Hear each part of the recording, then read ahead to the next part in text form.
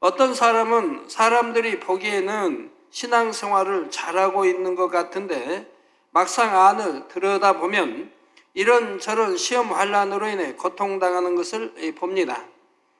그러면 사람들 중에는 이내 자기 생각 가운데 뭔가 하나님 앞에 죄를 지었나 보다, 사람 앞에서만 잘 사는 척 했나 보다 하면서 수군거리고 헤아리며 판단, 정죄하는 사람도 있지요.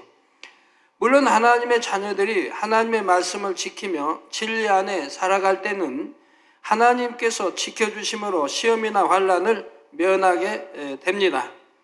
설령 시험이 와도 고린도전서 10장 13절에 사람이 감당할 시험 밖에는 너희에게 당할 것이 없나니 오직 하나님은 미쁘사 너희가 감당치 못할 시험 당함을 허락지 아니하시고 시험 당할 즈음에 또한 피할 길을 대사 너희로 능히 감당하게 하시느니라는 말씀대로 합력하여 선을 이루어 주시지요.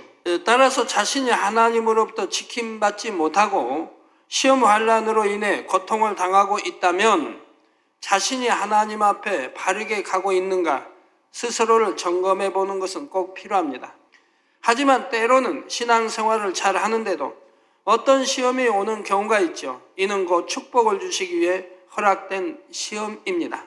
이런 경우는 나중에 결과를 보면 그 시험이 잘못에 대한 징계로 온 것이 아니며 하나님께로부터 지킴받지 못해서 온 것도 아니라는 사실을 잘 알 수가 있지요. 그러므로 어떤 사람이 시험당하는 것을 볼 때 진리로 비춰 분별한다고 하면서 외적인 것만을 보고 판단해서는 안 됩니다. 예를 들어 다니엘은 사자굴에 던져짐으로 당장에는 마치 환난을 당하는 것 같았지만 결과적으로는 다니엘이 이전보다 더 높은 자리에 올라 하나님께 영광 돌렸던 것을 봅니다. 요셉 또한 다른 나라의 종으로 팔려가고 누명을 쓴 채 깊은 감옥에 들어가는 것이 육으로 보기에는 환난을 당하는 것처럼 보였지만 이는 요셉으로 하여금 애굽의 총리가 되게 하여 이스라엘 민족의 기틀을 마련케 하시려는 하나님의 큰 계획과 섭리 가운데 허락된 일이었지요. 그러니 이는 결과적으로 요셉 개인에게도 축복일 뿐만 아니라 하나님께 큰 영광을 돌렸던 것입니다. 주님을 잘 믿는 사람이 핍박을 당하고 순교에 이르는 것도 마찬가지이지요. 이 역시 지킴받지 못해서가 아니라 오히려 시험에서 승리한 것이라는 사실입니다. 그리고 이렇게 주님의 이름으로 순교한 사람은 신앙을 저버리지 않기 위해 자기 목숨까지라도 내놓은 것이니 적어도 3천층에 들어가는 영광을 얻게 되지요. 로마서 8장 18절에 생각컨대 현재의 고난은 장차 우리에게 나타날 영광과 촉히 비교할 수 없도다 하신 말씀대로 이 땅에서 받는 잠깐의 고난과는 비교도 할 수 없는 영광을 얻는 것입니다. 반면에 시험에 승리하지 못한 사람은 죽음의 두려움 앞에서 그만 주님을 부인하거나 교회를 떠남으로 결국 시험의 때를 만나게 되지요. 그러면 시험의 때란 언제를 말하는 것일까요?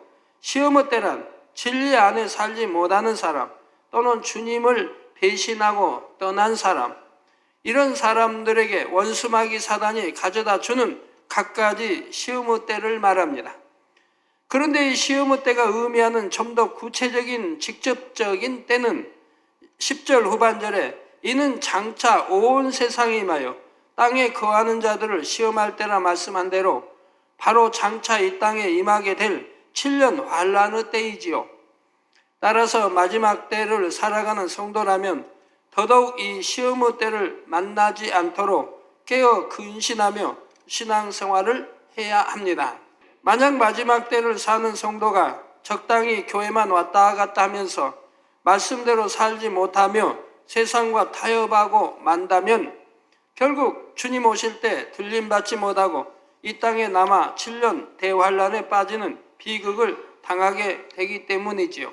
그러나 인내의 말씀을 지키는 사람은 이러한 시험의 때를 면할 뿐 아니라 그토록 사모하고 기다리던 신랑 되신 주님과 함께 7년 공중 혼인잔치에 들어가게 됩니다.